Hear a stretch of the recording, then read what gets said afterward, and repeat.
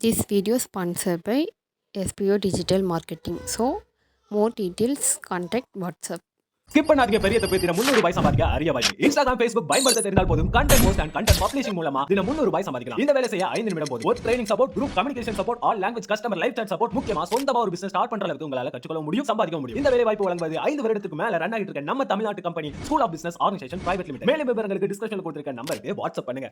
இந்த ஒரு கிரேவி வச்சு நல்ல ஒரு டேஸ்டான ரொம்பவே டிஃப்ரெண்டான டேஸ்ட்ல ரைஸும் ரெடி பண்ணலாம். அதே போல இந்த கிரேவி வச்சு சப்பாத்தி, இட்லி, தோசையும் வச்சு சாப்பிடலாம். ரொம்பவே நல்லா இருக்கும். ரொம்ப ஈஸியா எப்படி செய்யறதுன்னு பார்க்கலாம். இப்போ ஒரு மிக்ஸி ஜார் வச்சுக்கலாம். 2 பெரிய வெங்காயம் கட் பண்ணி வச்சிருக்கேன், ஜார்ல சேர்த்துக்கலாம். கூடவே 10 பல்லு பூண்டு இதையும் சேர்த்துக்கலாம். ஒரு துண்டு இஞ்சி எடுத்து கட் பண்ணி வச்சிருக்கேன், இதையும் சேர்த்துக்கலாம். கூடவே 1 டேபிள் ஸ்பூன் அளவுக்கு வெறும் மிளகாய் தூள் எடுத்துக்கலாம். கொஞ்சமா உப்பு, கொஞ்சமா தண்ணி சேர்த்து நல்லா பேஸ்டா அரைச்சு எடுத்துக்கலாம். இப்போ ஒரு கடாய் வச்சுக்கலாமா. கடாய் சூடானதும் 2 டேபிள் ஸ்பூன் அளவுக்கு எண்ணெய் சேர்த்துக்கலாம். எண்ணெய் கொஞ்ச நேரம் நல்லா சூடாகட்டும். எண்ணெய் சூடானதும் 1 டீஸ்பூன் அளவுக்கு கடலைப்பருப்பு சேர்த்துக்கலாம். கூடவே 1/2 டீஸ்பூன் அளவுக்கு உளுந்தம்பருப்பு சேர்த்துக்கலாம். இது ரெண்டும் சேர்த்து ஃபர்ஸ்ட் கொஞ்சம் நல்லா வறுத்துருங்க. இது கூடவே 2 கிராம்பு, 2 காஞ்ச மிளகாய் காம்பு எடுக்காம அப்படியே சேர்த்துங்க, வாசனைக்காக தான். கொஞ்சமா 1/4 டீஸ்பூன் அளவுக்கு ஜீரகம் சேர்த்துக்கலாம். கூடவே ஒரு 10ல இருந்து ஒரு 15க்கு முந்திரி வந்து நீங்க இஷ்டப்பட்டா சேர்த்துக்கலாம், இல்லனா நீங்க எடுத்துடலாம். இந்த டைம்ல சேர்த்துங்க முந்திரிலாம். பாருங்க இதெல்லாம் சேர்த்து இந்த அளவுக்கு நல்லா செவந்து வர டைம்ல பொடியா நறுக்கின ஒரு வெங்காயம் இதையும் சேர்த்துக்கலாம். வெங்காயம் சேர்த்து நல்லா வதக்கிடுங்க. இது கூடவே ஒரு பச்சை மிளகாய் 4 கட் பண்ணிருக்கேன், இதை சேர்த்துக்கலாம். கொஞ்சமா கருவேப்பிலை சேர்த்துக்கலாம். இதெல்லாம் சேர்த்து நல்லா வதக்கிடுங்க. ஃபர்ஸ்ட் வெங்காயம் இந்த அளவுக்கு நல்லா வதங்கி வர டைம்ல கூடவே ஒரு சின்ன தக்காளி எடுத்து பொடியா நறுக்கிருக்கேன், இதையும் சேர்த்துக்கலாம். தக்காளியும் சேர்த்து நல்லா வதக்கிடுங்க. பாருங்க தக்காளியும் இந்த அளவுக்கு நல்லா வதங்கிடணும். இப்போ நம்ம அரைச்சு வச்ச வெங்காய பேஸ்ட் இந்த அளவுக்கு அரைச்சு எடுத்துங்க. இப்போ இதை சேர்த்துலாம்.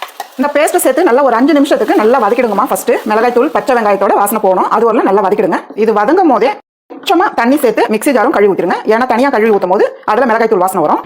நல்லா ஒரு 5 நிமிஷத்துக்கு நல்லா வதக்கி விட்டுருங்க. எண்ணெய் வந்து நல்லா தனியாக திரிஞ்சு வரும், அது வரலாம் நல்லா வதக்கிடுங்க. பாருங்கம்மா வெங்காய பேஸ்ட் சேர்த்து நல்லா ஒரு 5 நிமிஷத்துக்கு நல்லா வதங்கிடுச்சு. இந்த அளவுக்கு வர டைம்ல நான் வந்து ஒரு கட்டு பாலக்கீரை வாங்கி நல்லா கழுவிட்டு பொடியை நறுக்கி வச்சிருக்கேன். இதை போல கட் பண்ணி எடுத்துக்கோங்க. பாலக்கீரை வந்து இதை போல தான் இருக்கும். இதுல இருக்க தண்டு வந்து எடுத்துட்டு நல்லா பொடியை நறுக்கிடுங்க. பாருங்க தண்டு இதை போல எடுத்தாலே நல்லா வந்துடும். பொடியை நறுக்கின கீரை, பாலக்கீரை இந்த அளவுக்கு நல்லா பொடியை நறுக்கிடுங்க. இப்போ வந்து கீரை சேர்த்தலாம். கூடவே தேவையான அளவு உப்பு சேர்த்தலாம், மேலவே சேர்த்துங்க.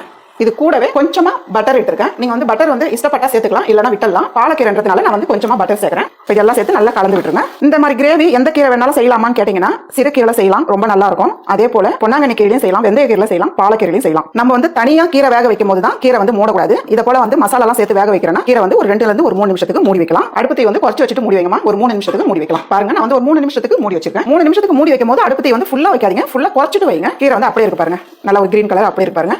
இப்போ இந்த டைம்ல நம்ம கொஞ்சமா மசாலா சேர்க்க போறோம். ஒரு 3/4 டீஸ்பூன் அளவுக்கு மல்லித்தூள், 1/4 டீஸ்பூன் அளவுக்கு ஜீரகத்தூள் சேர்த்தலாம். கொஞ்சமா மஞ்சத்தூள் சேர்த்துங்க. இந்த டைம்ல கொஞ்சமா உப்பு லைட்டா. இப்போ இதெல்லாம் சேர்த்து நல்லா பரட்டிடுங்க.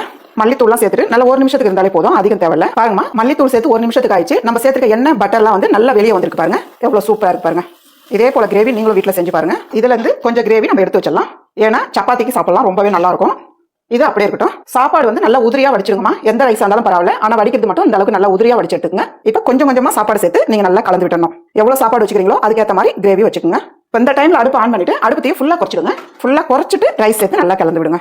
இந்த கிரேவி வச்சு இதை போல நம்ம ரைஸாவும் செய்யலாம், அதே போல இட்லி, தோசை, சப்பாத்திக்கு இதே போல கிரேவியாவும் எடுத்து வச்சுக்கலாம். அவ்வளவுதான், நல்ல ஒரு டேஸ்டான ஒரு டிஃபரெண்டான கீரை கிரேவியும் ரெடி, அதே போல ரைஸும் ரெடி.